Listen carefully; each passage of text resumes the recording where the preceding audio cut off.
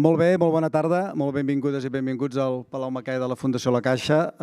Gràcies per venir un divendres a la tarda en aquest nou cicle que comencem del Cinefòrum, dedicat a la situació de les dones a l'Orient Mitjà i que hem titulat Créixer enmig del control. Faig una salutació especial a... Jo no les presentaré, però sí a la Carmen Domingo, que és la persona que ha portat la direcció científica del que comencem avui, i més les 3 sessions que vindran, d'aquests 3 propers divendres. A la Nura Ammar, gràcies por haber venido desde Madrid. Bienvenida, benvinguda. I a la Cristina Mas, que és una periodista del diari Ara, que és d'aquí a Barcelona. Gràcies, Cristina. Només dues idees. Des del Palau Macaia, una de les coses que fem, fonamentalment el que fem és reflexionar sobre els reptes que té la nostra societat avui en dia. I aquests reptes, com us podeu imaginar, n'hi ha de tot. I també al mateix temps ens interessa a vegades amb algun dels reptes, com pot ser la situació de la dona, i ara ho dic a nivell genèric, és saber altres realitats, conèixer altres situacions d'aquell repte. I en aquest cas, en el cas de la situació de la dona, quan parlàvem amb la Carmen, una de les coses que ens va interessar era què passa amb la situació de les dones en altres llocs que no és el món occidental, que no és on ens movem nosaltres. Com estan? Com és el feminisme? Quins drets socials tenen? Quins drets no tenen? I a partir d'aquí va venir aquesta proposta que està focalitzada en una zona geogràfica molt concreta, una mica gran, perquè l'Orient Medio, Déu-n'hi-do, és bastant gran, l'Orient Mitjà, i que amb aquestes 4 sessions la idea és no només conversar i dialogar, per això comencem primer el fòrum i després ve el cine, perquè ens interessa sobretot les idees i les reflexions que elles 3 ens puguin aportar i després il·lustrar-ho amb una pel·lícula de ficció o amb un documental, que és el que fem. Perquè en definitiva tot això té a veure amb una cosa que també fem aquí, que és generar pensament crític. És a dir, una de les missions del Palau Macaia és justament això, és oferir reflexions o idees, però oferir-les en base a evidències i en base a una opinió informada. I això és el que intentem fer. Res més, gràcies per haver venido i espero que disfruteu del diàleg. Carmen, tu turno. Gracias. Muchas gracias. Hola, buenas tardes. Muchas gracias a todos y a todas por haber venido. Como ha dicho el PEP, soy Carmen Domingo, soy la coordinadora científica de este ciclo. No es casual que sea un ciclo de mujeres ni que sea yo la coordinadora, porque si de algo hablo y en algo me intereso y en algo desarrollo mi trabajo es acerca de la historia de las mujeres en el más amplio sentido. En este ciclo, como os digo, vamos a explorar las múltiples realidades que enfrentan a las mujeres de Oriente Medio, las luchas, las resistencias, las dificultades, las esperanzas y quizás en algún caso si hay o no hay futuro cercano de resolución de los problemas en los que viven. Es un ciclo de diálogos y proyecciones que invitan a la reflexión sobre el género, la cultura los derechos de la mujer en una religión tan compleja como diversa. Antes de seguir, en primer lugar, me gustaría darle las gracias a Pep Ullé, que confía en todas las propuestas que le hago casi sin discutirme, se suma rápido, y a Gemma López, que ya no la veo, estaba por aquí en algún sitio, ahí al fondo, porque me aguanta todos los cambios y dudas que hemos tenido hasta poder cerrar bien este ciclo. Y ahora sí me gustaría explicaros un poco que estas 4 sesiones, porque igual sí que os habéis apuntado a todas, pero por si acaso no lo habéis hecho.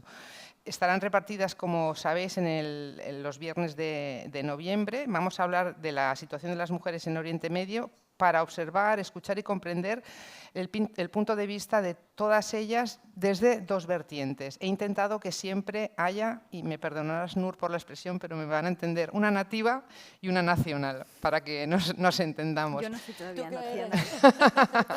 Una de ellas corresponde a uno y la otra corresponde a la otra. Quiero decir que en el ciclo de Afganistán hay una chica afgana que nos va a contar su punto de vista y hay otra colaboradora, otra experta que va a venirnos a hablar visto desde fuera. Quiero decir que en todos los días del ciclo he intentado que tengamos las 2 visiones posibles, porque aunque sí que podemos saber qué se está viviendo en esos países o cómo se está viviendo en esos países, sí que es verdad que las visiones son siempre muy distintas si las vemos con la perspectiva nuestra a si nos la cuenta alguien que la ha vivido en primera persona.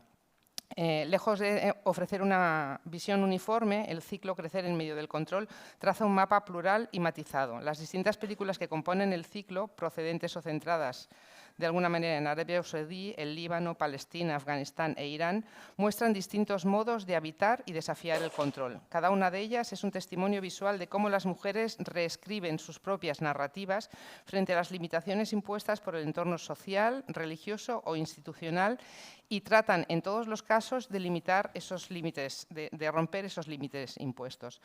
Las sesiones se inauguran en el día de hoy, por eso me estoy extendiendo más de lo que me extenderé otros días. Lo hacemos con La bicicleta verde, que es una obra emblemática que pone el foco en una niña saudí que sueña con tener una bicicleta, algo tan sencillo como tener una bicicleta, símbolo de autonomía y de deseo por lo prohibido.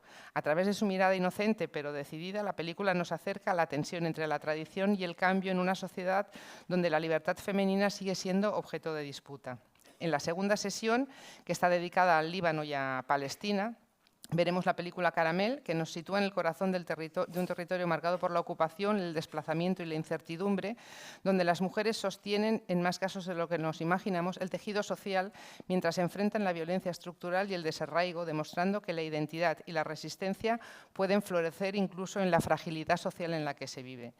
La tercera sesión veremos la película a las 5 de la tarde y la mirada la desplazamos hacia Afganistán, donde una joven estudiante desafía las normas impuestas para acceder a la educación y expresar su voz en el espacio público. Es una película rodada tras la caída del régimen talibán anterior, que no se podría rodar a día de hoy. Se convierte en un relato conmovedor de la esperanza y la determinación frente al medio en el que les toca vivir. Ya os digo que no se podría, ya os lo comentará la chica que venga, Hadija, que es la periodista que viene ese día, porque a día de hoy prácticamente no pueden ni hablar en la calle porque está prohibido que se escuche la voz de las mujeres. Y el ciclo se cierra con la película El Círculo, una de las películas más significativas del cine iraní contemporáneo. Panahi, su director, no sé si, aprovechando estos días que ha habido lo de la fiesta del cine, habéis tenido oportunidad de ir a ver Tan solo un accidente, sí, que es una película maravillosa, que es la última de este director, que ha sido Concha de... No, en Venecia ha sido, ¿verdad? Palma de Oro en Venecia. ¿O Cannes? En Cannes, pues eso. Es decir, la película, si no la habéis visto, yo creo que es de las que podéis poner en la lista para ir al cine próximamente. Una de las señas de identidad de este ciclo es que cada proyección irá precedida, como os hemos dicho, de un diálogo con dos especialistas, académicas, periodistas, cineastas, activistas, politólogas o abogadas. Nos ofrecerán contextos clave de lectura, así como perspectivas críticas sobre el tema de la sesión. Estos encuentros lo que quieren es abrir un espacio a la conversación con vosotros. Al final intentaremos que los encuentros, que los diálogos no se eternicen, no vamos a estar más de una hora, para dar un margen como de unos 15 o 20 minutos por si alguna de vosotras o alguno de vosotros, digo vosotras, veo un señor aquí, vamos a utilizar el plural también en masculino, por si alguien tiene alguna pregunta que hacerles a ellas, aprovechemos esos 10 o 15 minutos antes de la proyección de la película. De este modo, Crecer en medio del control quiere ser no solo un ciclo de cine, sino un laboratorio de pensamiento y encuentro entre ellas y vosotros. La combinación de cine y debate busca ampliar la mirada y fomentar una comprensión más profunda de las tensiones que se viven en la vida diaria entre el género, la cultura y el poder y, por supuesto, la religión. Y ahora sí me centro ya en nuestras dos expertas. En esta primera sesión del ciclo, que es la que abre el recorrido, queremos que la mirada sea un poco más panorámica que en las otras sesiones, que hablaremos específicamente de cada uno de los países. Y buscamos trazar como un poco el marco general, por eso tenemos aquí a ellas dos. Cristina Mas, bueno, lo tenía puesto al revés, voy a cambiar la hoja. Cristina Mas, que es la que está al final de las sillas, para que nos entendamos. Es periodista del diario Ara, especializada en ámbito mediterráneo. Ha cubierto transformaciones políticas y sociales en la región con atención a migraciones, conflicto y vida cotidiana de las mujeres. Y su trabajo conecta el terreno, fuentes locales, lectura geopolítica, ofreciendo un contexto más allá del titular. Cristina nos va a dar la clave periodística del contexto en el que nos estamos moviendo. Vengo aquí con el libro de Cristina para deciros que es un libro estupendo y lo guardo, ya os podéis imaginar cómo estamos todas. Cristina acaba de publicar este libro que viene muy al pelo con la situación política que se está viviendo ahora con lo de Palestina, Palestina des da dins, publicado en Ara Pausa. Es la última el último libro que tienes publicado, para ofrecer un contexto un poco distinto de los libros de historia estos sesudos. Es decir, que yo creo que la lectura del libro y la forma en la que está escrito, por suerte, es periodista, hace que te acerques al conflicto, no que te alejes de él porque parezca una cosa hecha para gente sesuda. La otra persona que nos acompaña es Noor Amar Lamani, feminista magrebí especializada en Derecho Internacional Público y Derecho Penal Internacional. Su perspectiva laboral combina el análisis jurídico con el activismo por los derechos de las mujeres en contextos atravesados por normas tradicionales y marcos legales restrictivos. Noor señala cómo la arquitectura del derecho internacional puede abrir o cerrar espacios de autonomía femenina. Ella nos va a dar las pautas para conocer conceptos clave como ciudadanía, tutela o violencia estructural para poder entender la película a la que vamos a ver más adelante desde el prisma del género y de los derechos. Muchas gracias a las dos por haber querido aceptar el venir a este ciclo. Os lanzo una pregunta así para que me la contestéis una de las dos o las dos, casi mejor. El ciclo se llama, como he dicho, Crecer en medio del control. Desde cada uno de vuestros campos profesionales, el derecho y el periodismo, ¿qué tipo de control habéis visto que pesa especialmente sobre las mujeres en Oriente Medio? Yala. Yala, sí. Bueno, para empezar, daros las gracias. Me hace muy feliz estar en Barcelona. La última vez que vine aquí estuve en una charla, de hecho, cuando pasó todo lo de Irán, ¿no? Después del asesinato de Mahsa Amini. Y bueno, me lucí porque dije, me encanta estar en este país y fue como divertidísimo. Creo que, para empezar, estoy muy agradecida con que este tipo de espacios se abran para también descubrir la cinematografía de este mundo sobre el que a menudo pensamos que lo sabemos todo, incluso las que formamos parte del norte de África, ¿no? Como es mi caso como magrebí, pero que sin embargo sigue siendo como un lugar lleno de aristas y lleno de sombras, ¿no? Para comprender. Yo diría que las mujeres en Oriente Medio están sometidas a diferentes tipos de focos de violencia, ¿no? Sobre todo porque el primer dispositivo de control al que tienen que hacer frente es el de cómo reconocerse como sujetos políticos en una sociedad y en sociedades en las que la discriminación es legal. Y creo que esto es también lo que hizo que a mí me pareciese tan necesario e imprescindible hablar del derecho y hablar de cómo el derecho modifica sustancialmente la vida de las mujeres y de cómo no es algo de lo que podamos prescindir porque pensemos que las leyes pueden ser mejores o peores, pero que la sociedad puede seguir transicionando, ¿no? Al margen de ellas, ¿no? Entonces, creo que para empezar es ese lugar político, ¿no? Ese lugar como sujetos no solo del feminismo, sino de ciudadanía dentro de las sociedades que habitan. Entonces, creo que cuando la primera batalla tiene que ver con que se te afirme como una igual legalmente, ¿no? Y creo que en este país que es España, en el Estado español, las mujeres españolas sabéis muy bien lo que es, porque en muy poco tiempo también habéis conquistado libertades muy concretas que han sido imprescindibles para la emancipación de las mujeres. La ausencia de esa emancipación a través de leyes que te someten a una tutela masculina, aunque no sea la tutela de un marido necesariamente, aunque sea la tutela de un Estado, ¿no? O sea, por ejemplo, una de las comparativas que me parece que es más necesaria tiene que ver con América Latina, ¿no? O sea, a veces no necesariamente la tutela que cae sobre el varón en cuestión, ¿no? El marido o el padre o el hermano, sino también el varón entendido como el Estado, ¿no? Como el Estado patriarcal, como ese Estado que se cerciora y se asegura de que tengas un marco bien limitado en el que actuar y en el que desenvolverte como sujeto político. Entonces, yo creo que esa es la primera parte. Y este primer foco de violencia, porque es una forma de violencia, someterte a discutirte como mujer, como sujeto político dentro de una sociedad, es una forma de violencia. Y es una forma de violencia a la que los hombres en el mundo no tienen que confrontarse. O sea, el poder prescindir del debate de preguntarte quién soy políticamente en este mundo como ciudadana de este país y como perteneciente a una genealogía de mujeres que somos la mitad de la población mundial, es una pregunta que le cuesta la vida a miles de mujeres todos los años, ¿no?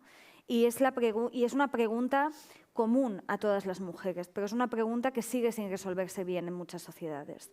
Y que incluso cuando se resuelve, como pasa en España o como pasa en el mundo occidental, se vuelve a poner en entredicho cada 2 por 3, ¿no? Y esto lo vemos con cómo los debates vuelven a ser recurrentes. Entonces yo diría que este dispositivo de control, que empieza por el Estado, pero que empieza sobre todo por el concepto de tutela, luego se disemina en todos los sentidos, ¿no? Porque tiene que ver con los derechos sexuales y reproductivos, tiene que ver con la capacidad de decisión al margen de la reactividad en contraposición, o sea, al margen de quién soy por reactividad a la sociedad de la que nazco. Y ahí es donde yo creo que ocurre la magia, ¿no?, del arte y ocurre la magia del activismo. Porque de repente las mujeres creo que estamos empezando a hacer el ejercicio no solo de plantearnos quién somos en contraposición a lo que no queremos ser, porque tenemos claro de repente que la opresión no queremos que forme parte de nuestra vida, pero la duda es quiénes somos cuando no somos reactivas solo a lo que no queremos ser. No podemos construirnos una identidad al margen de la opresión. Bueno, pues esa es como una de nuestras grandes preguntas, ¿no? Pues es como si le preguntásemos a las mujeres palestinas quiénes serían si no tuviesen que resistir, ¿no?, a nivel político, y quiénes serían las mujeres afganas si los talibanes nunca hubiesen existido. Bueno, no lo sabremos nunca, porque la historia de nuestros países consolida también quiénes somos políticamente. Bueno, eso es lo que esto es como uno de los epicentros, yo creo, que del dispositivo de control. De hecho, eso de la discriminación legal es bastante importante y sí que choca mucho desde Occidente. Cristina. Bueno, creo que es esta idea de la superposición de opresiones, ¿no? Y que al final este sistema que podemos llamar de apartheid de género, ¿no?, no deja de ser como la superficie sobre la que se construye después todas estas formas de opresión económica, de ocupación del espacio público, de visibilidad en el espacio público, opresiones también nacionales, coloniales, y cómo estas opresiones se superponen en los cuerpos de las mujeres, ¿no?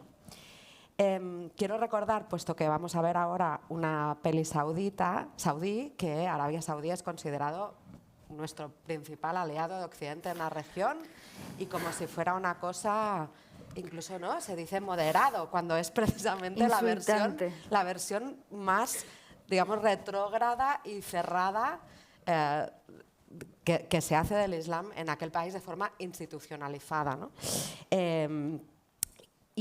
Pero también me interesa mucho, y yo creo que esta es otra forma de opresión, cómo se invisibiliza las distintas formas de habitar y resistir a la norma, ¿no? Entonces, hoy es un ejemplo, y vamos a ver una peli hecha por una mujer saudí en un país donde el cine está prohibido y que la tuvo que rodar desde dentro de una cabina porque ya no podía salir a la calle mostrándose en este rol de directora, ¿no? Entonces, bajo este sistema de control, estos dispositivos de control, hay una gran tensión y hay una gran lucha permanente que a veces la vemos y consigue ser tan fuerte como ocurrió en el caso de Irán, que se visibilizó y estalló y lo vimos en todo el mundo, pero la mayoría de veces no la vemos y sigue estando allí, presente en el día a día de las mujeres, ¿no? Entonces creo que la invisibilidad quizás es una de las formas más brutales de opresión que sufren las mujeres. De hecho, al hilo de lo que has dicho de la película, de que la directora saudí, que es su primera película, la tuvo que rodar escondida para que no se supiera, ¿cómo creéis que el arte, el cine en particular, ya que estamos aquí en un cineforum, puede convertirse en una herramienta para comprender, visibilizar y acompañar los procesos de cambio en las sociedades? Cristina ha mencionado algo que me pareció muy importante, que es el sistema de apartheid de género. Que es sobre lo que yo he hecho la mayor parte de mis investigaciones legales, pero también históricas, ¿no? O sea, el sistema de apartheid de género es uno de los sistemas más antiguos que existe, porque estructura una sociedad. O sea, un sistema de apartheid de género no... O sea, lo primero que pensamos cuando pensamos en apartheid de género es un burka o un velo en Irán. Pero un sistema de apartheid de género va mucho más allá que la visibilidad útil del símbolo que oprime, porque es instaurado por un sistema. Tiene que ver con cómo nos vinculamos en una sociedad con el rol de... el rol de receptoras de violencia, ¿no? Y ese rol de receptoras de violencia no solo está instaurado en Medio Oriente, está en todos lados. Lo que pasa es que tiene formas diferentes de articularse. Y esto es clave, porque pretender pensar que lo que le está pasando a las otras no nos pasa a nosotras es una trampa muy grande, porque nos hace no saber espejar bien el dolor de la otra y pensar que todo está en mirar y en también incluso llegar a veces a tutelar y a maternar su dolor, ¿no? Pero la herida del apartheid de género está en todas nosotras, al margen del contexto en el que hayamos nacido y en el que hayamos crecido, porque somos descendientes de una genealogía basada en el apartheid de género y porque somos supervivientes de esa genealogía que lo que intentaba es erradicar que las mujeres existiesen como tal, como sujetos políticos. Y esa memoria, que ahora podríamos, o sea, me acabas de preguntar por cine y estoy hablando de epigenética, por lo que sea, pero esa memoria está. Y esa es una memoria también negada a las mujeres. Porque una forma que se ha tenido también una forma que hemos tenido de sobrevivir ha sido necesitar salir de la herida. El problema es que la herida la seguimos llevando y el problema es que otras la espejan todo el rato. Y cuando encima un régimen como el Talibán vuelve al gobierno, pues tenemos que hacer frente a la contradicción de vivir en un mundo en el que unas hablan de techos de cristal y otras están hablando de si pueden hablar en la calle. Y esta disonancia es profundamente dolorosa. Es profundamente dolorosa más allá de cómo podemos vivir en el norte global o en Europa, porque yo también estoy viviendo aquí, vivo en el mismo país que vosotras, pero tiene que ver con cómo nosotras nos identificamos con lo universal de ser mujeres, libres, independientes y emancipadas. Y por eso el cine es profundamente revolucionario, porque creo que cuando el cine es capaz de explorar la herida de la desigualdad, la traición de la desigualdad, porque es una traición la desigualdad, o sea, la desigualdad es la traición de la mitad de la población, o sea, de la mitad de la humanidad en contraposición a la otra mitad de la humanidad. Es la complicidad con la que hemos llegado hasta aquí en muchos sitios con el pacto implícito de que los hombres se benefician de la opresión de las mujeres. El problema es que ese pacto en sociedades, por ejemplo, como la afgana, y el otro día lo estaba hablando con Alia Aitaye, que es una autora de origen afgano-iraní, porque ella es iraní, pero nació en Afganistán y su familia es afgana, y entonces ella hablaba de la traición ella hablaba de los hombres afganos, porque yo dije, bueno, voy a tirarme a la piscina porque quiero hablar de esto. O sea, quiero hablar de qué significa que cuando los talibanes vuelven al poder, empezamos a ver estas mujeres salir a manifestarse en Afganistán y vemos a pocas mujeres, pero sobre todo absolutamente ningún hombre manifestándose con ella, ¿no? O sea, ese ejercicio es un ejercicio de traición, porque no nos importa una mierda lo que los hombres nos cuenten en la cocina si no lo podemos hablar en la calle. O sea, y este es el pacto, ¿no? de qué nos pasa a nosotras con esto, ¿no? Entonces ella me dijo que efectivamente estaba de acuerdo y que la gran contraposición era Irán. Porque ¿qué hicieron los hombres en Irán con respecto a las luchas de desigualdad? Salir a la calle y ponerse en la primera fila para comerse las balas que ellas llevaban recibiendo durante muchos años, ¿no? Entonces, que creo que cuando estamos explorando el tema de la desigualdad en el cine, también estamos explorando el vínculo.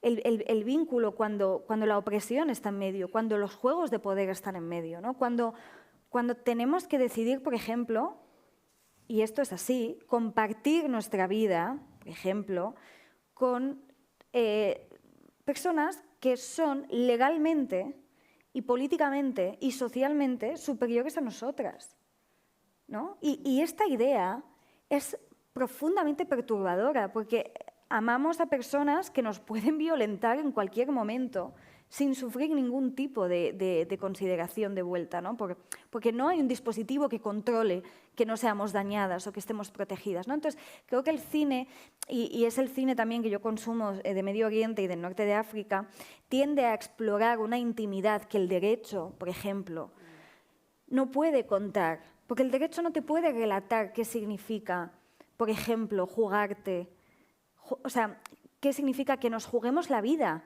en con quién decidimos estar. Y esto pasa en España cuando hablamos de violencia machista, ¿no? Pero cuando hablamos de lo que significa en sociedades como la yemení, que está absolutamente olvidada porque efectivamente el gigante saudí se ha comido la narrativa, cuando no hablamos de las sudanesas, cuando no hablamos de las egipcias, cuando no hablamos de... O sea, no solo es Irán y Afganistán, ¿no? O sea, es como... hay sociedades profundamente machistas y que probablemente Irán tiene más lugares de emancipación en la narrativa que un Egipto, que sin embargo castiga y persigue a las mujeres por cómo van vestidas, aunque no las obliga a llevar un velo, ¿no? Entonces, hay muchos dispositivos de control y creo que el cine tiene esta capacidad de hacer de lo político algo íntimo, porque lo político es íntimo y porque lo íntimo es político. Y me parece absolutamente revolucionario hacer eso.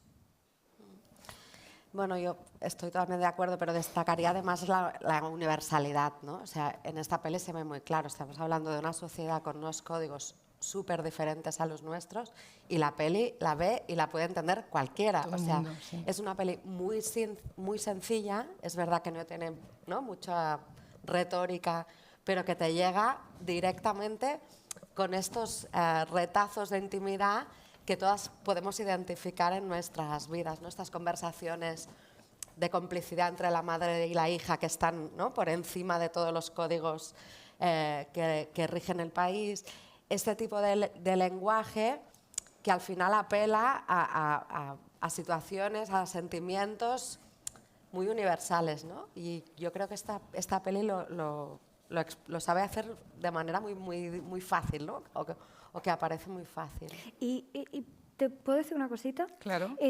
Hay una cosa muy interesante. Hace poco leía a Rita Segato y ella hace alusión, como filósofa, analista X, a cómo son de diferentes los códigos dependiendo de dónde suceden los hechos.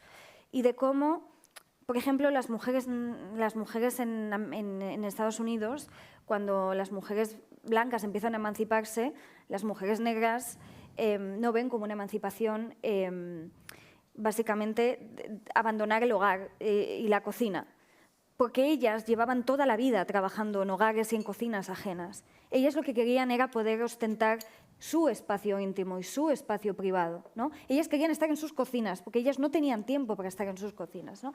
Y esto pasa con las mujeres negras, ¿no? Pero luego también nos pasa a nosotras como árabes, ¿no? O sea,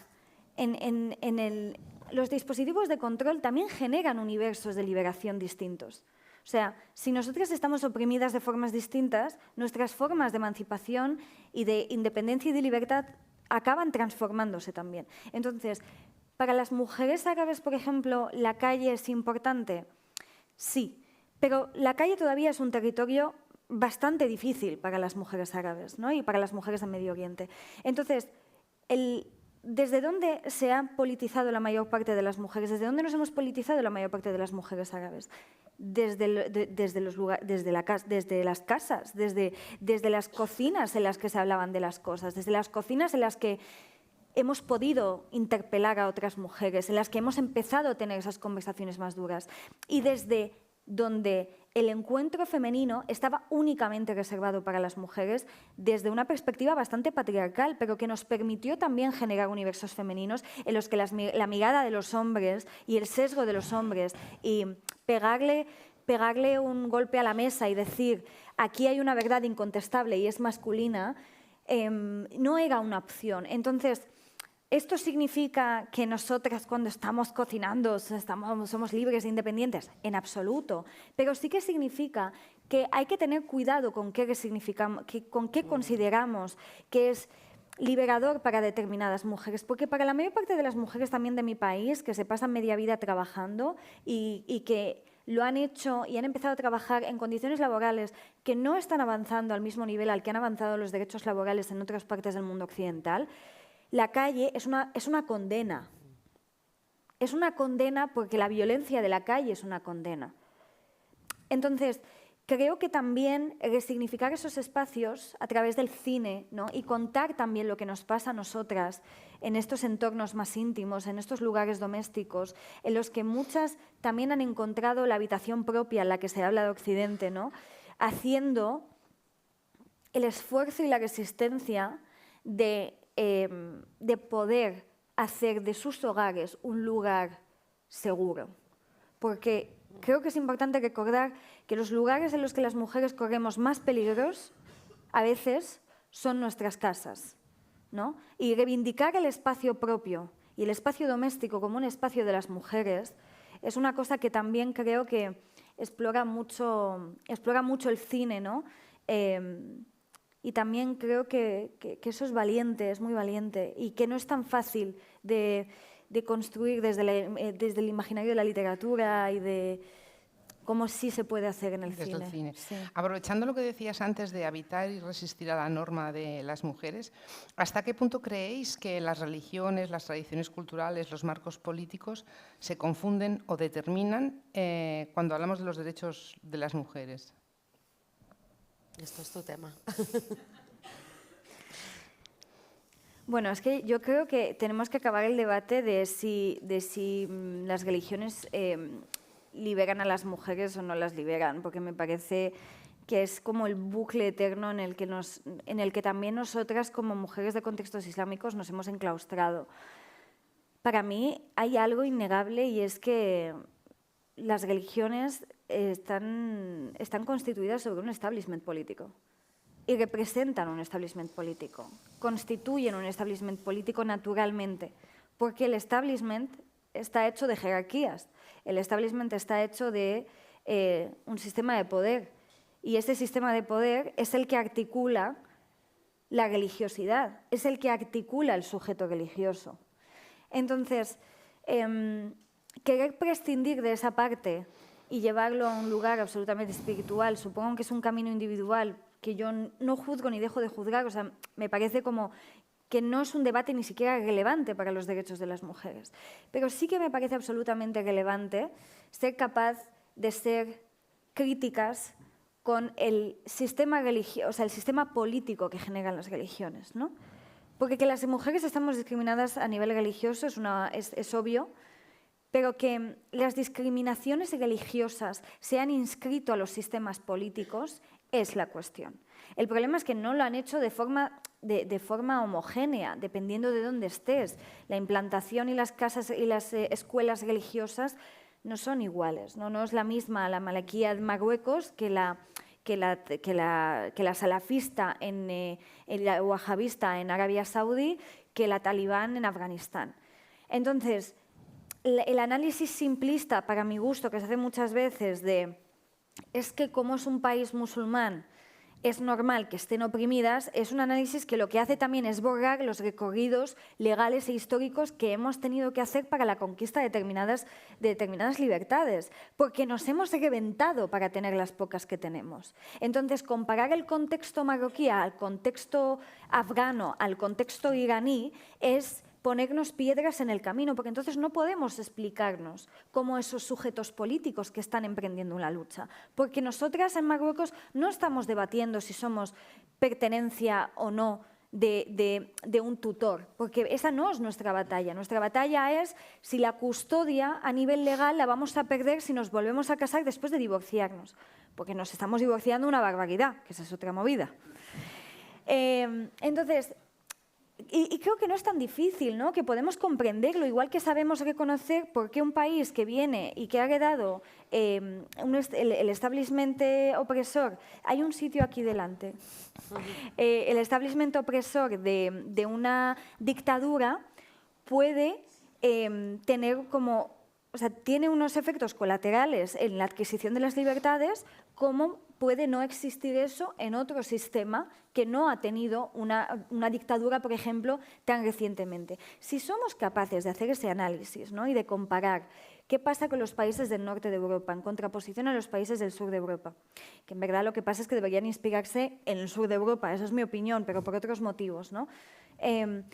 Pero si podemos hacer eso, como por qué no podemos hacerlo también con nuestros contextos, ¿no? Como por qué no podemos también crear espacios de escucha en los que antes de llegar y sentarnos a la mesa y dar por sentado que todas estamos oprimidísimas por los mismos motivos, no podemos comprender realmente desde dónde nosotras estamos ejerciendo la capacidad de transformación de nuestros países. Y aquí es cuando yo te diré que siendo una progresista absolutamente privilegiada en el país en el que vivo, y probablemente también en el país en el que, o sea, el del país del que soy, que es Marruecos, pero también en el país en el que vivo, creo que es muy importante moverse a una velocidad sana para toda la sociedad.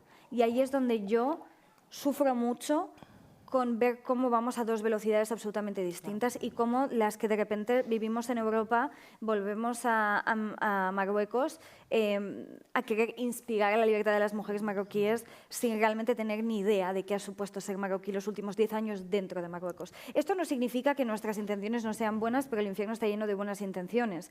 Y lo que es muy importante, y esto, por ejemplo, es una cosa que a mí me pasa concretamente y que creo que pasa también en Afganistán y pasa también en Arabia Saudí, es que llegamos a contar un feminismo del que las mujeres todavía no se pueden hacer cargo.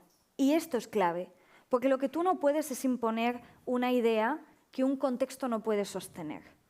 Y en el caso, por ejemplo, de Marruecos, que es como mi mayor lucha y mi mayor obsesión, y ya me callo y necesito que hables tú. No, ahora le pregunto a ella, va directa.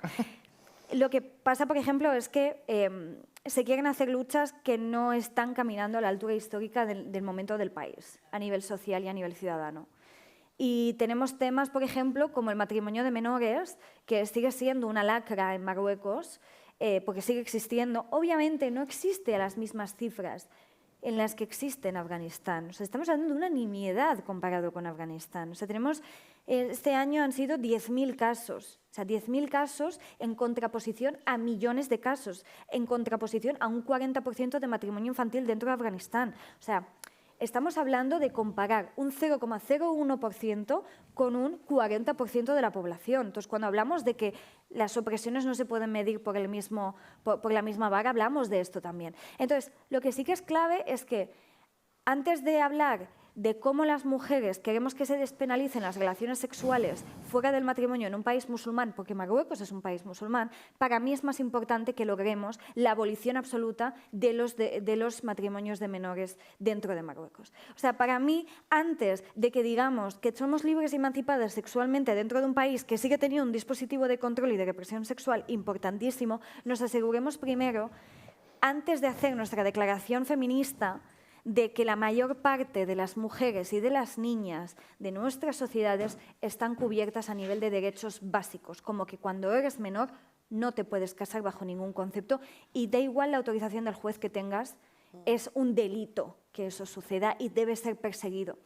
Y es una visión probablemente más conservadora, ¿no? O sea, no es una visión que dice quememos todo, porque creo que el quememos todo no es funcional y lo hemos visto en Afganistán.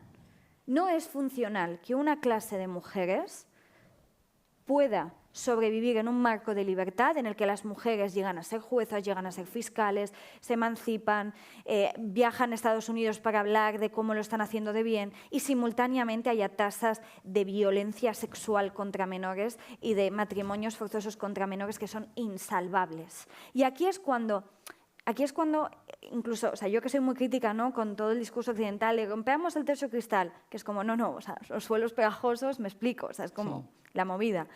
Pero es que nosotros dentro de nuestros países nosotras tenemos estos debates, ¿no? El debate de, tías, ¿qué es importante para nosotras? O sea, ser capaces de dar pasos en firme, o sea, asegurándonos de que hay derechos que sean irrebatibles. Irrebatibles es que España se está planteando la constitucionalización del aborto por este mismo debate, porque sabemos que se pueden dar 5 pasos hacia adelante y 10 pasos hacia atrás, y porque vivimos en la cuerda floja permanente con respecto a nuestros derechos sexuales y reproductivos, ¿no? Entonces, para mí, o sea, intentando ser honesta con lo que creo que necesitamos, yo diría que eso es clave, como asegurarnos realmente de que estamos tomando buenas decisiones para todas. Y a veces las buenas decisiones para todas tienen un coste individual concreto. Y creo que a veces lo tiene para las más progresistas y las más emancipadas, porque también somos las más privilegiadas. Aprovechando eso de que no en todos los países y en todos los entornos podemos aplicar la misma vara de medir, Cristina, tú como periodista que has cubierto distintas transformaciones políticas y sociales en el Mediterráneo, a tu juicio, ¿qué papel juegan los medios en la construcción o deconstrucción de los estereotipos sobre las mujeres árabes y musulmanas? ¿Y cómo manejas el dilema entre informar con rigor y evitar reforzar precisamente esos estereotipos culturales, religiosos? Bueno, fijaros que Nur ha dicho una cosa muy importante, que es yo, como feminista que vivo en un contexto de más libertades, voy a tener mucho cuidado en irme a Marruecos a dar lecciones de emancipación y de liberación, ¿no? Y si esto lo dice Nur, ¿qué voy a hacer yo? ¿Me explico? Entonces, esto es muy importante. O sea, hay un dispositivo que yo creo que quien lo definió mejor fue Edward Said hace ya 40 años o 50, que él lo llamó el orientalismo, ¿no? Considera en ver al otro, crear un yo contra el otro y volcar en el otro todas las cosas que lo homogeneizan y, digamos, codifican esta diferencia, ¿no? Entonces, si antes hablábamos del apartheid de género, yo creo que hay que hablar también de la islamofobia de género, ¿no? Cómo todo nuestro sistema de prejuicio y discriminación contra el otro que hemos creado como otro, que además es que lo del otro da mucho para estudiar. O sea, yo me voy a Túnez o me voy a Marruecos o me voy a Palestina o me voy a Líbano y lo siento mucho, pero estoy mucho más en mi lugar que cuando me voy a Noruega, les guste o no les guste, a quien quiera, por cómo nos hablamos, por cómo nos tocamos, por el tono de voz que utilizamos. O sea, yo me voy a Noruega y todo el rato me dicen, no grites, no grites, apártate, distancia. Bueno, ¿no? Y tú estás de repente, pues eso. Pero porque sois marrones. Bueno, porque entonces, sí. Pero ¿cómo hemos construido esto nosotros contra ellos, ¿no? Porque no es una cosa absoluta y natural, ¿no? Y yo soy una gran defensora de que hay una cosa en el mundo que se llama Mediterráneo, que es algo. Y van muchísimos miles de años de historia detrás, ¿no? Versus la historia de Europa y no sé qué, que es un invento mucho más moderno y controvertido y difícil de definir, ¿no? Entonces, esta construcción del nosotros versus el ellos, que se basa en esta idea de exotizar, ¿no? En esta idea también paternalista, en esta idea de, mira esto, qué curioso, ¿no? Qué guay, ¿no? Exótico. Claro, exótico. Cuando va a operar en el caso de la mujer, se convierte en victimización, se convierte en paternalismo, se convierte en sacralización, porque todo es la religión, se convierte en esta exotización de qué guapas y qué guay, que no, pero que suyas, ¿no? Y entonces aquí se generan unas excepcionalidades, porque de repente las cosas que valen para nosotros, las reglas del juego para nosotros, que sea lo que sea que quiera que signifique ese nosotros, que no sabemos muy bien lo que es tampoco, no opera para el otro, ¿no? Para el otro hay una excepción, ¿no? Y entonces, claro, en el caso de la mujer se genera esta doble discriminación, esta islamofobia desde un punto de vista del género en que, lógicamente, ellas están oprimidas porque no acaban de entender cuáles son sus derechos, o porque su cultura naturalmente y en sus genes históricos es así. A lo mejor deberían luchar por unos derechos que nosotras tenemos muy claras cuáles son, pero que ellas todavía no han comprendido y que debemos... Ay, la palabra esta que odio de empoderar es una cosa que odio, o sea, empoderar, ¿no? Empoderar, son mujeres que llevan años, décadas de lucha con unas estrategias más visibles, menos visibles, pero que han estado ya siempre. Que el feminismo no es un invento occidental, que parece... O sea, y lo vemos como un invento occidental porque no nos hemos ni preocupado de leer a las autoras feministas del mundo árabe que nos precedieron incluso en mucho tiempo, ¿no? Entonces, esta lógica de decir Cuando yo escribo algo, tengo que ser consciente de que esto opera en un contexto marcado por estas reglas del juego, y yo como tengo que ser capaz de desafiarlo, ¿no? Entonces, no sé, tú te vas a una clínica ginecológica de Gaza y te dicen, no, esta es la sala de los abortos, y tú dices, ¿no? ¿Y aquí qué ha pasado? O yo me acuerdo perfectamente estando en Túnez al principio de la revolución y hablar con las feministas tunecinas y decirles, oye, el tema aquí del aborto, ¿cómo es? Y te dicen, ¿qué pasa con el aborto? Claro. Pues no sé, ¿cómo funciona? Pues vas al hospital y abortas. Pero ¿y eso desde cuándo? O sea, no entendía la pregunta. O sea, no entendían como para mí el tema del aborto podía ser una cosa controvertida cuando ya está. Y nosotros vamos allá de repente dando lecciones de feminismo y de... Pero porque la moral judeocristiana hace que el aborto sea un pecado que en el Islam no es. Exacto, y cosas relacionadas con la homosexualidad y muchas otras tantas cosas, ¿no? Entonces, nosotras, cuando habla de estas excepciones, es no ver la paja en el ojo propio, ¿no? Es decir, tú no eres capaz de ver cómo este sistema de dispositivo religioso, político que se entremezcla ha operado con tu sociedad y con tu cultura, y en cambio lo conviertes en la única ley que rige en otro lugar sin comprenderlo, ¿no? Directamente. Y entonces con esto tenemos que ser un poquito más humildes, un poquito más prudentes. Yo creo que bastante más después de lo que hemos permitido que pasara en Gaza en estos últimos 2 años. Hemos alimentado, hemos armado, hemos financiado, hemos tolerado, como para ir ahora por el mundo dando lecciones de libertades, democracia y derechos humanos. Tú, por acabar el tema de la prensa, luego vuelvo contigo, Nur, ¿crees que la prensa está tocando de forma occidentalizada el papel de las mujeres árabes? No sé si me estoy explicando lo que quiero decir. O hay, así como todos sabemos que en los periódicos la gente tiene mucho miramiento, bueno, en general, con las palabras de violencia de género, que decir, no ofender, ¿tú crees que hay como una especie de código para que no sean tratadas, como tú dices, siempre como los otros, o aquí va la cosa como buenamente puede? A ver, hay de todo. Es que también decimos la prensa. Sí, pues, bueno, no sé, claro, también es verdad. Va a estar sí. mi compañera Mónica Bernabé, ¿no? En el próximo sesión, y es una persona que ha vivido en Afganistán un montón de años, que conoce súper bien aquella cultura, que te puede... Bueno, y después pues vamos a leer cosas de Afganistán en la prensa española horrorosas, ¿no? O sea, que entran en esta lógica de marcianización, ¿no? Como si aquello fuera otro planeta, ¿no? Entonces te diría que no hay hay buen periodismo y cosas que no son periodismo. Nur, ya has dicho que no se puede generalizar en el contexto porque son muchos países con muchas idiosincrasias, no sé qué. Suponiendo que pudiéramos hacer como un hilo conductor que uniera las legislaciones de alguna manera, ¿tú crees que se podría abogar o defender o intentar pensar en algún avance legislativo que beneficiara a todo el mundo en general, o es inviable pensar que puede ir por ahí alguno de los cambios? Me parece muy buena esta pregunta.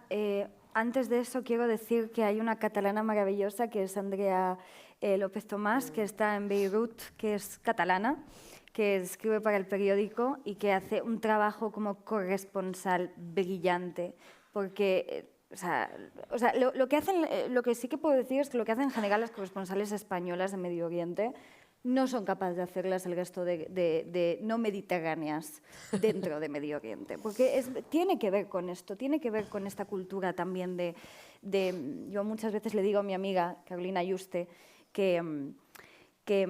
y ella está de acuerdo, ¿no? Porque en esta cosa de la aproximación de lo mediterráneo y como identidad también hablamos mucho de ¿qué significa que nosotras seamos las marrones, ¿no? En contraposición a las españolas? Bueno, yo creo que lo más triste de por qué nosotras y ellas, nosotros y ellos se ha generado es porque la gran nación y patria española está construida en contraposición al moro. Porque en este sitio se tuvo que crear una identidad en contraposición a quienes habían estado mucho tiempo.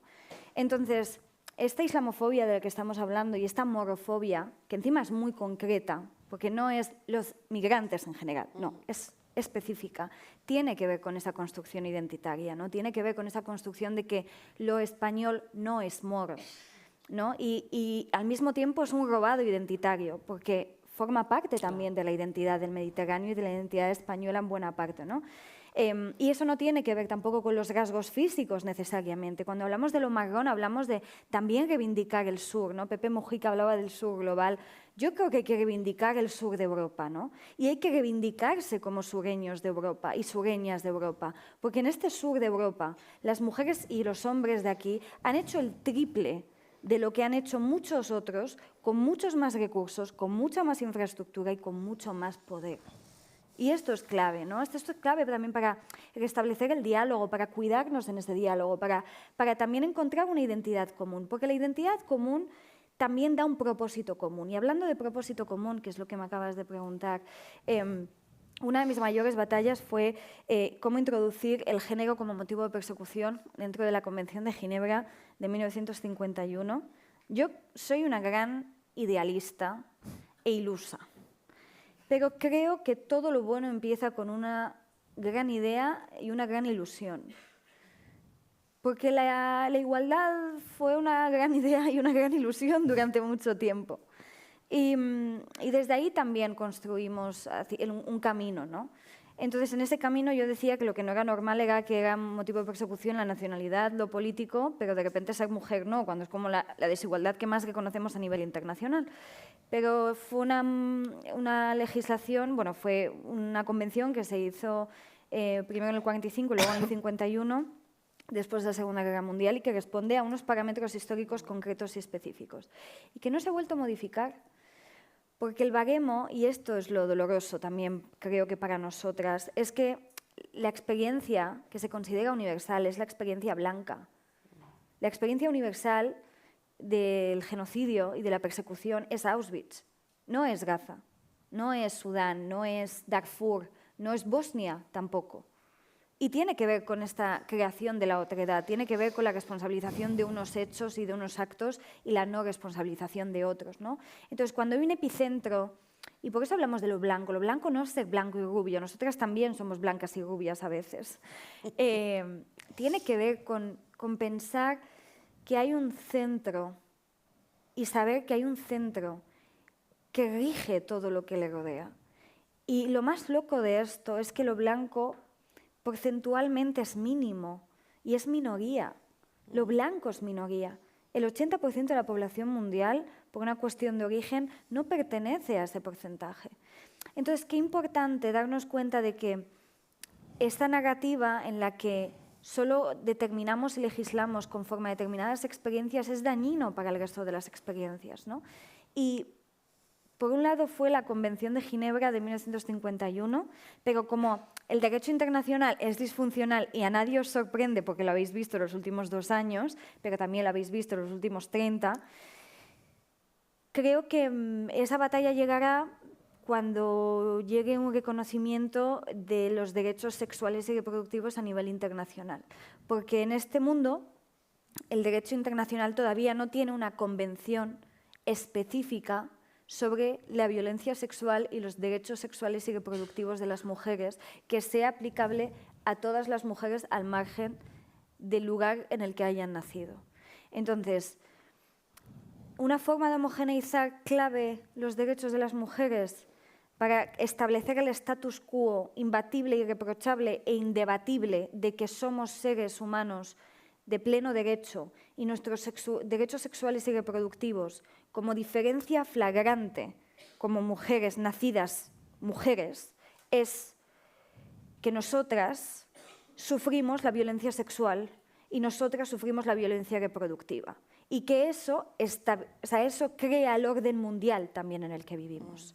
Y lo crea a todos los niveles, porque no es casualidad que cuando se pone en tela de juicio los derechos sexuales y reproductivos en Medio Oriente, también se pone en tela de juicio los derechos sexuales y reproductivos en Estados Unidos, en Francia, porque para mí esa es la demostración de por qué es necesaria ese tipo de legislación.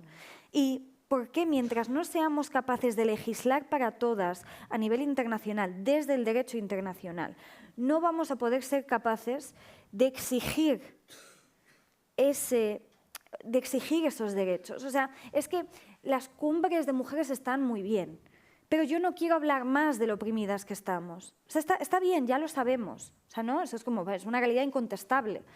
¿Qué hay después de eso, ¿no? ¿Cuál es ese salto ¿Cuál es ese salto al vacío que también tenemos que dar las mujeres? ¿Hacia dónde tenemos que ir? Claro, y que tenemos que dar sabiendo que vamos a ser incómodas y que no le va a gustar a mucha gente que hagamos esto. Porque a los hombres que negocian en despachos cerrados el orden mundial no les apetece que nadie les diga lo que tienen que hacer con respecto a las mujeres que tienen sometidas y que tienen absolutamente controladas.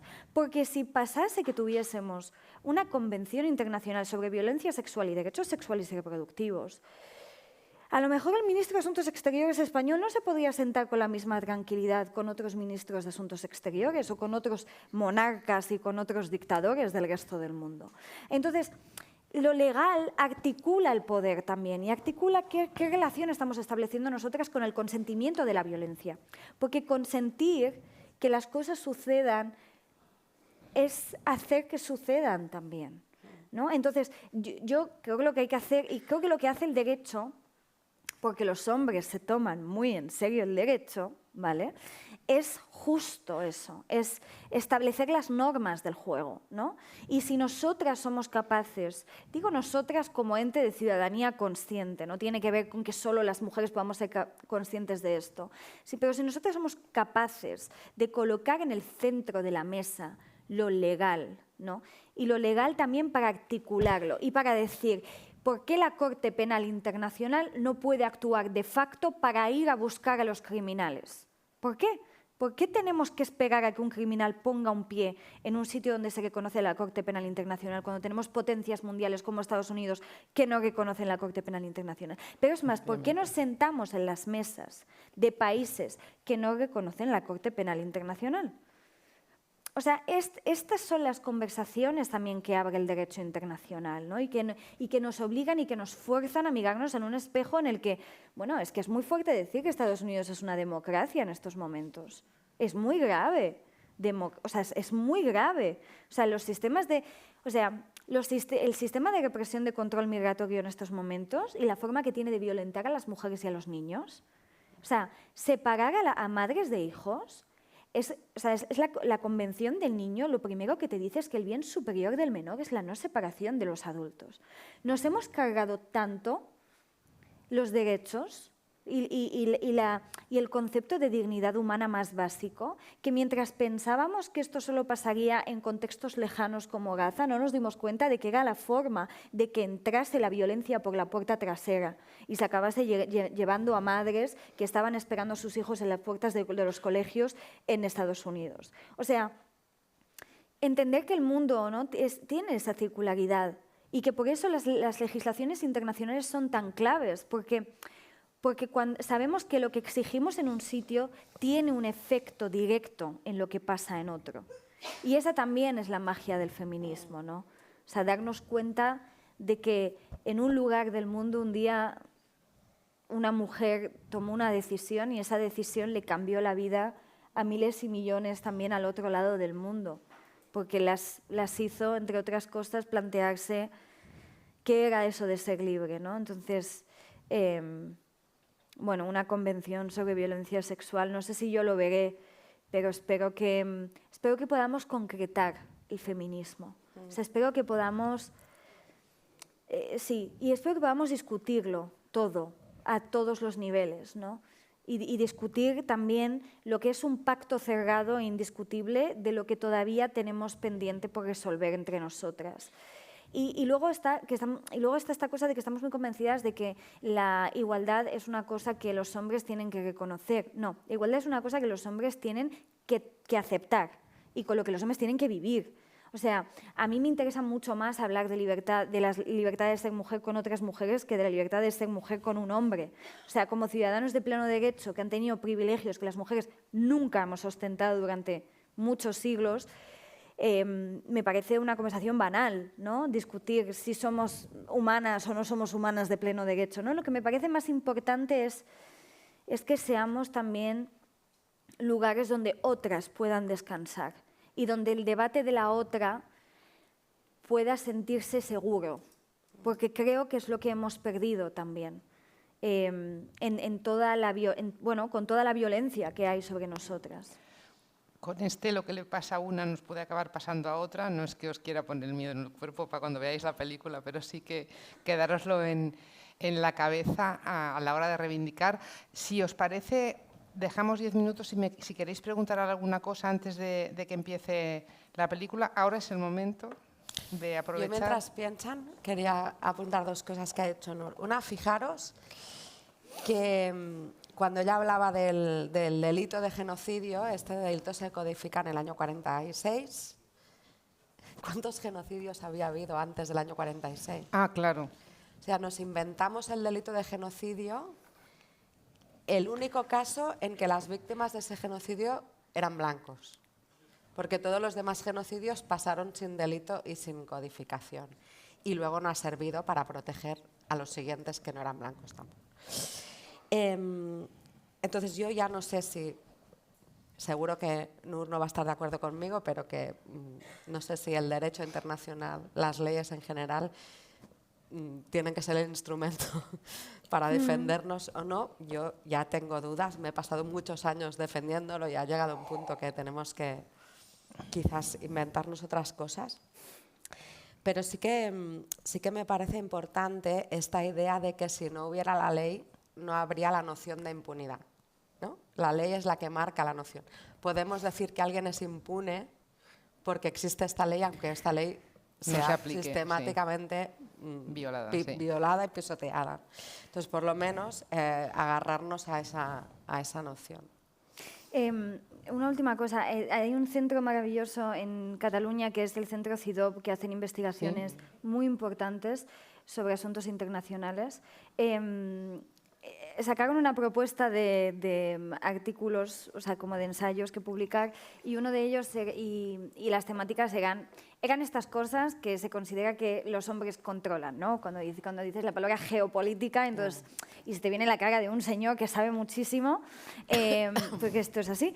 Y luego había 3 temas, uno era tecnológico, otro era económico, y el último decía el futuro de la guerra. Y pensé, wow, ¿no? Como qué fuerte esta noción. Entonces dije, me voy a tirar, les voy a mandar algo del futuro de la paz. Porque la narrativa también determina sobre hacia dónde miramos, ¿no? Y en una de las cosas, lo que les mandé era como para decir, lo que está mal planteado es el sistema jurídico. O sea, no la idea de que el derecho internacional es necesaria. Esa idea es clave y es importante. Pero es clave no dar vueltas sobre ella, sino integrarla. O sea, ser conscientes de cómo podemos integrar la noción de poder dentro de las instituciones jurídicas internacionales. Y nada, me mandaron un email y me dijeron, esto no tiene nada que ver con lo que queríamos, pero nos ha gustado. Y le dieron un accessit al futuro de la paz, después de que un artículo sobre el futuro de la guerra, ¿no? Entonces, bueno, creo que como estas pequeñas también, estos pequeños taladros en muros de cemento gordísimos, también sientan el precedente de la narrativa que queremos que se herede. Y yo pienso mucho en esas cosas, ¿no? En qué dejamos, o sea, cuál es la narrativa que vamos a dejar, porque es muy desesperante.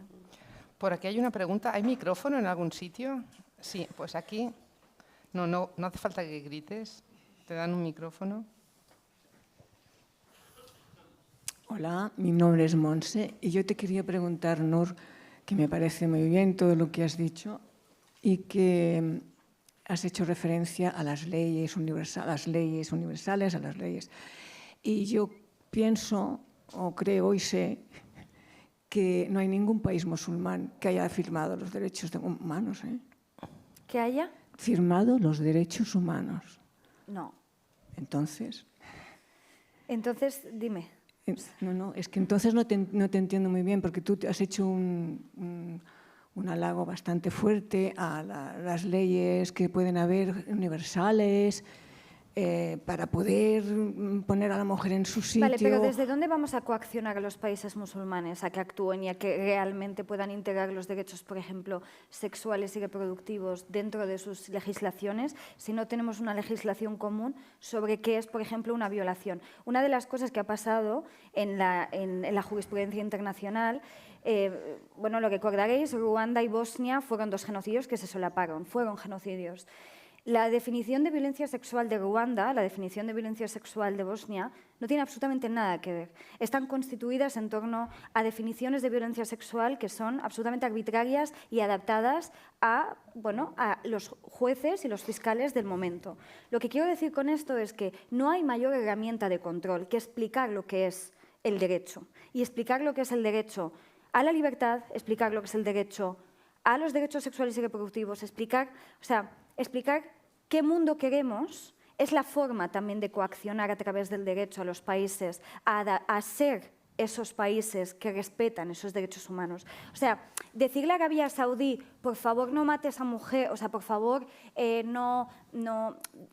permita a las mujeres hacer esto, o decirle a Irán, no puedes violentar a las mujeres obligándolas a llevar un velo, mientras tú no sabes lo que es realmente, o sea, tú no has codificado como institución internacional lo que significa la libertad, lo que significa la no utilización de símbolos o de dispositivos de control sexual sobre los cuerpos de las mujeres para poder controlarlas como seres humanos dentro de una sociedad. Si tú no has hecho ese camino de antes, lo que le estás diciendo, como ha dicho Mónica, realmente hace que en ningún momento podamos apelar a la impunidad. O sea, y necesitamos, y por eso el espejo es tan importante. O sea, yo no estoy diciendo que los países musulmanes no tengan cosas que verse, estoy diciendo que si alguien va a leer una cartilla, tiene que leer una cartilla con algo consolidado, y eso consolidado no existe. Y es lo que también hace que permeen las discriminaciones con una naturalidad inaudita, porque hasta hace nada las mujeres saudíes no podían conducir. Pero es que no hay una legislación internacional que reivindique el derecho al espacio público de las mujeres, físicamente. O sea, y allí es donde yo creo que el derecho es clave y es obvio. Obviamente los países musulmanes, también te digo, no son todos países árabes. O sea, Indonesia es un país de mayoría musulmana, donde las mujeres en Asia, por ejemplo, están absolutamente subordinadas a este tipo de sistemas. Y por eso es importante no legislar desde lo religioso, sino legislar desde lo político de la neutralidad con respecto a lo religioso. Porque los contextos en los que las mujeres en América Latina, bajo una iglesia que las reprime, están sometidas a una violencia aberrante, no es un contexto islámico, pero existe, ¿no? Y será el narcoestado o será la mafia, da igual. Esa represión y esos derechos están. Entonces, lo que hace también la legislación internacional, para mi gusto, es decir que independientemente del sistema hay derechos que no son negociables. Y da igual quién reprima, si son los talibanes o si son los narcotraficantes, ¿no? O sea, el resultado es el mismo. Pero esa es mi opinión, también te diré. Ya, pero yo te quería decir que si no han aceptado y no han querido afirmar los derechos humanos, ¿cómo se van a aceptar la legislación internacional? ¿Puedo yo? Sí. A ver, naturalmente, ninguna dictadura árabe acepta los derechos humanos. Lo raro sería que lo hiciera. Yo dudo de que si hoy se pusiera a votación la Declaración Universal de los Derechos Humanos del año 49, fuera aprobada en la ONU y no por los países musulmanes, justamente. O sea, estamos en un proceso... ¿Cómo? No es futurología. Yo digo que hoy las grandes potencias que forman parte del Consejo de Seguridad de la ONU no están respetando los derechos humanos. Estados Unidos, que es la principal potencia mundial, no es firmante del Tribunal Penal Internacional, entre otras cosas porque no quiere que sus soldados, cuando van por el mundo a invadir países, sean juzgados. Y quien ha sancionado a los jueces del Tribunal Penal Internacional por procesar a Netanyahu y hacer una orden de detención como criminal de guerra ha sido Estados Unidos, que está hostigando públicamente a estos jueces y a estos fiscales diciendo que estas normas del juego no valen, ¿no? Yo lo que quiero es que veamos qué está pasando en estas sociedades, porque me sabe muy mal que seamos ciegos y ciegas a una realidad tan cercana. O sea, que es que cogemos un avión y en 50 minutos estamos en Túnez, estamos en Marruecos. Yo en estos últimos 15 años de mi carrera profesional me he dedicado a ver gente en estos países literalmente rompiéndose la cara y dejándose la vida para que estos derechos fueran respetados. Y te estoy hablando de los jóvenes en Túnez, en Argelia, en Líbano, o sea, movilizaciones masivas en las calles. Os voy a contar una anécdota que me pasó muy rápida, que te va a gustar, Nur. Yo estaba en Argelia ya en las movilizaciones del Hirak 2019. Bueno, no sé si habéis estado en Argel. O sea, imaginaros 1,5 millones de personas en la calle pidiendo libertades, democracia, justicia social contra un presidente que tenía 89 años.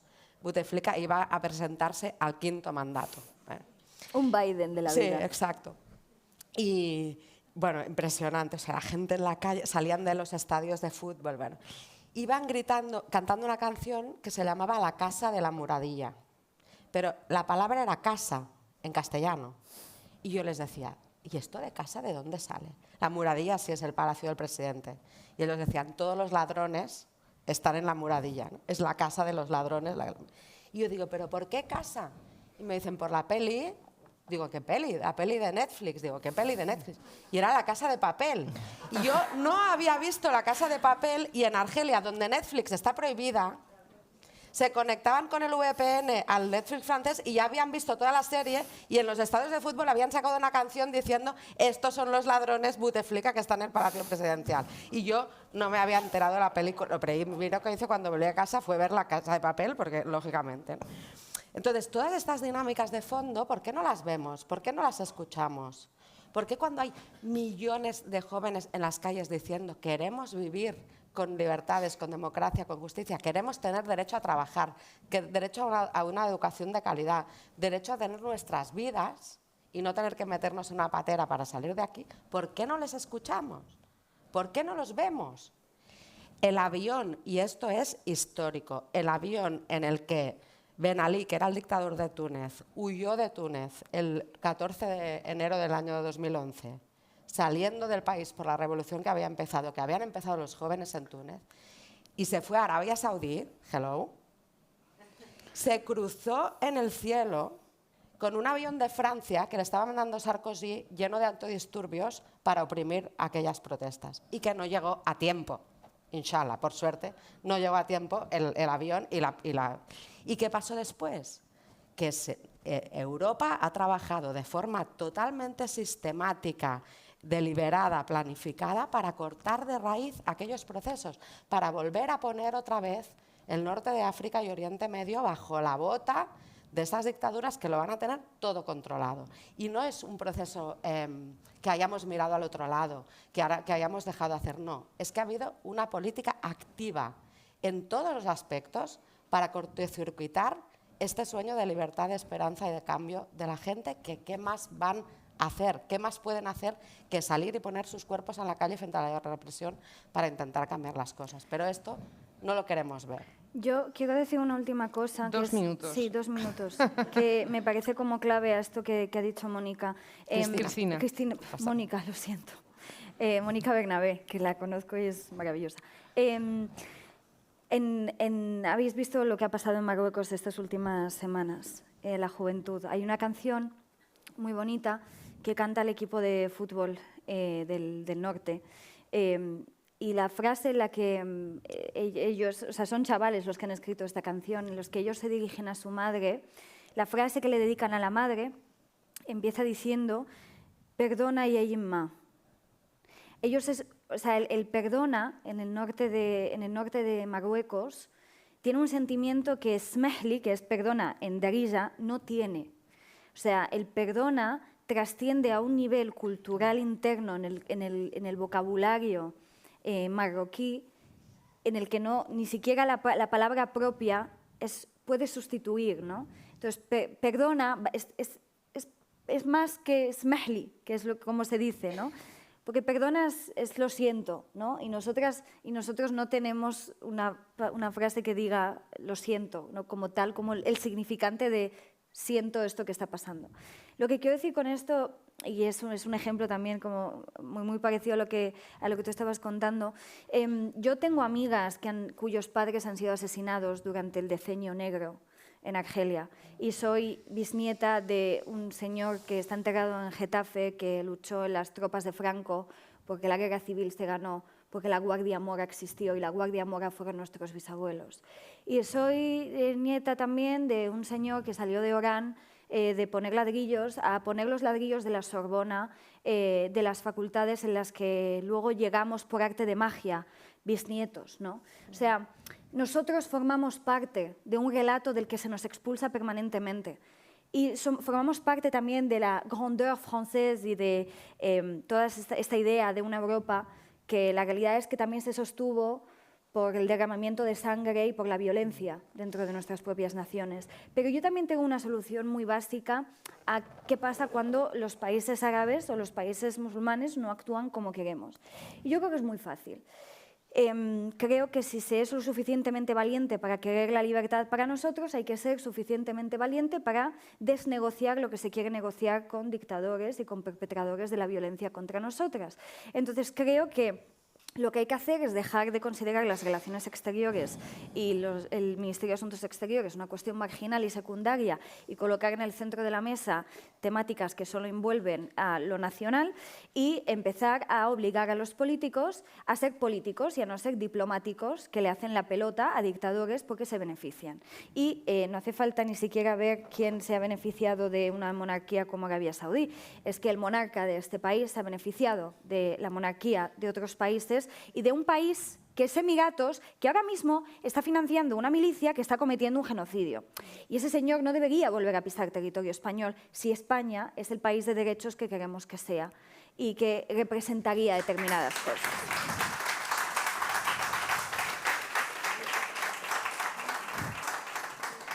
Bueno, ahora sí ya no dejamos ni un minuto más porque si no os acostaréis a las 11 de la noche y no es plan, que es viernes. Y ahora tienen que irme una película. Os dejamos ahora con la película y os emplazo para la semana que viene aquí. Muchas gracias. Muchas gracias.